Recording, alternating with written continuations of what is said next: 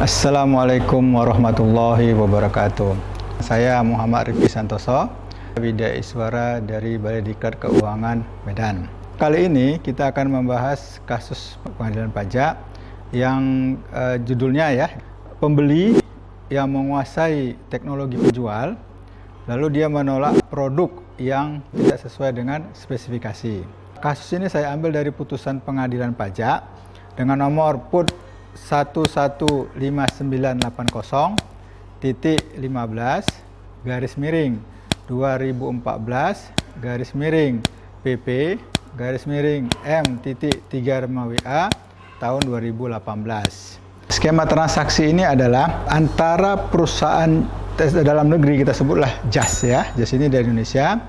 Dia melakukan penjualan ke perusahaan di luar negeri di Prancis. Nama perusahaannya kita sebut di sini Arjowiggins. Arjowiggins ini meminta kepada JAS untuk membuat suatu produk sesuai spesifikasi melalui purchase order (PO). Kemudian setelah sesuai, setujui, maka JAS membuat produk tersebut dengan pengawasan dari PT Arjowiggins. Produk yang dijual ini langsung dikirim ke pelanggan Arjowiggins ya, jadi bukan pelanggan JAS tapi Arjowiggins yang mengirim ke sana, ke pelanggan Arjowiggins yang ada di luar negeri. Proses pengiriman ini menjadi tanggung jawab Arjowiggins ya, bukan JAS ya. JAS hanya mengirim saja produksi kemudian dikirim ke sana, tapi yang tanggung jawab pengiriman adalah Arjowiggins. Pada saat selesai pengiriman barang, kemudian JAS mengirim invoice kepada Arjowiggins. Pada saat pembayaran, Arjowiggins itu mengklaim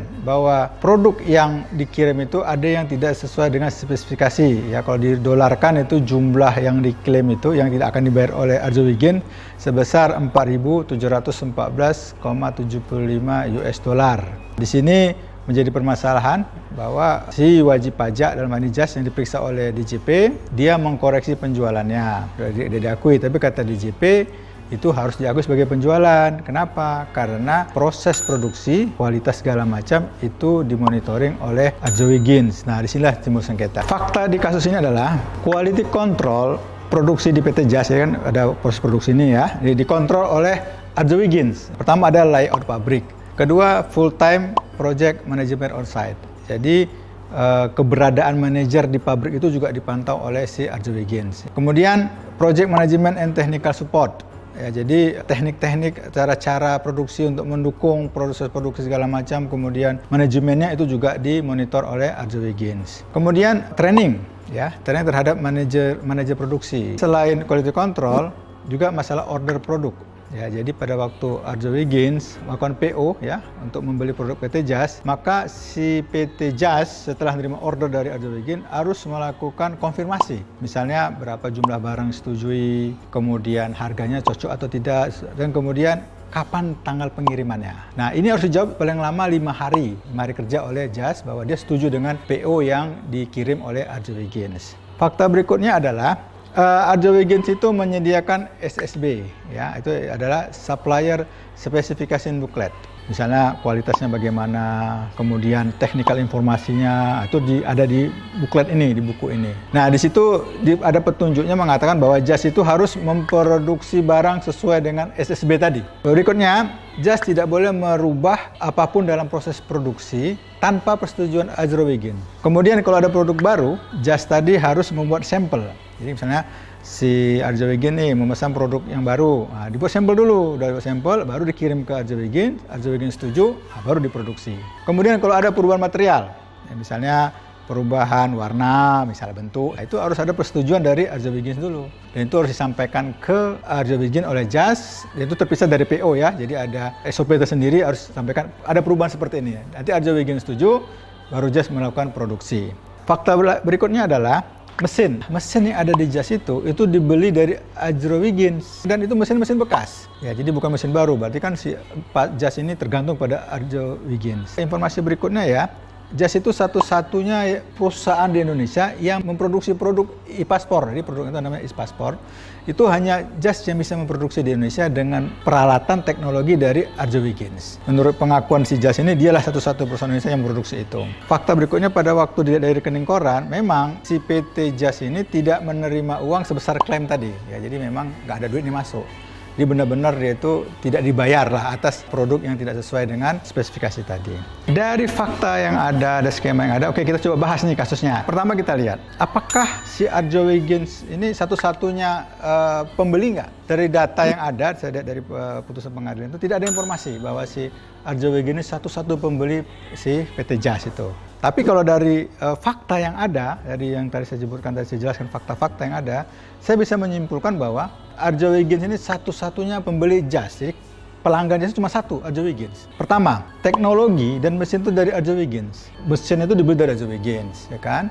Terus semua proses produksi itu Arjo Wiggins yang mengawasi, yang monitor kualitinya, melatih manajemennya segala macam.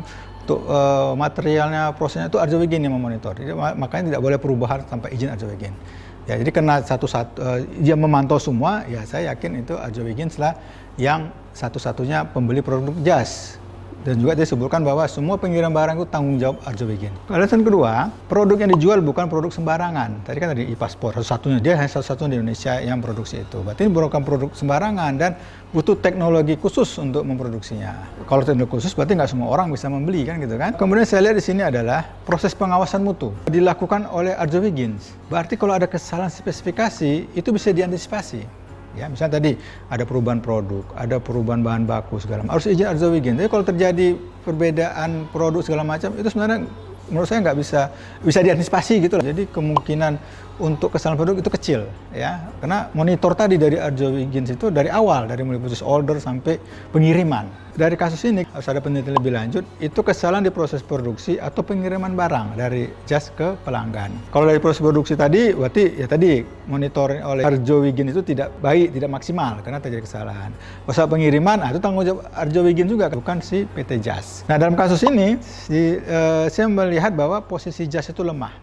Kenapa? Dia tidak punya daya tawar ketika ditolak klaimnya. Dia menerima aja. Harusnya dia kan protes nih. Jangan ditolak dong. Kenapa? Kan waktu proses produksi kan Anda ikut terlibat. Kenapa Anda nggak memberi peringatan pada saya ini salah-salah? Kenapa waktu udah dikirim baru klaim? Ya, jadi sini ada tidak keseimbangan antara pembeli penjual. Harusnya kan kalau transaksi yang wajar itu kedua pihak punya wewenang ya, independen. Tapi sini kelihatannya si JAS-nya tidak independen. Karena dia diatur oleh Arjo Wiggins semuanya. Dia tidak punya kuasa wewenang untuk menolak hal yang tidak sesuai dengan dia. Dari sini ada hubungan istimewa. Dari mana hubungan istimewanya? Dari penguasaan teknologi. Ya, tadi proses monitoring, bahan baku segala macam, mesin ada dari Arjo Wiggins. Berarti ini ada transaksi yang tidak independen sehingga si JAS itu dikuasai oleh si Arjo Wiggins. Jadi ada hubungan istimewa. Berarti tadi ada klaim oleh Arjo Wiggins sebesar sekitar 4.000,7 US dollar itu kan tidak dibayar. Nah, itu harusnya jangan ditanggung sendiri oleh PT JAS. Harusnya si Arjo Wiggins juga ikut menanggung. Jadi sharing loss. Karena dikontrol proses produksinya, dikontrol pengiriman barangnya oleh Arjo Wiggins, tentu dia harus mengantisipasi. Kalau terjadi kesalahan, berarti kesalahan bersama. Jadi jangan pembebanannya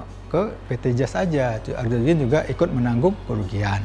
Kenapa? Selain itu juga ada perubahan-perubahan, harus ada izin dari Arjo Wiggins. Jadi sini kelihatan bahwa harus adalah sharing loss ya. Dari pembahasan tadi ya, saya mau coba menyimpulkan ya. Pertama, terdapat hubungan istimewa dari penguasaan teknologi. Tentu transaksinya tidak seimbang.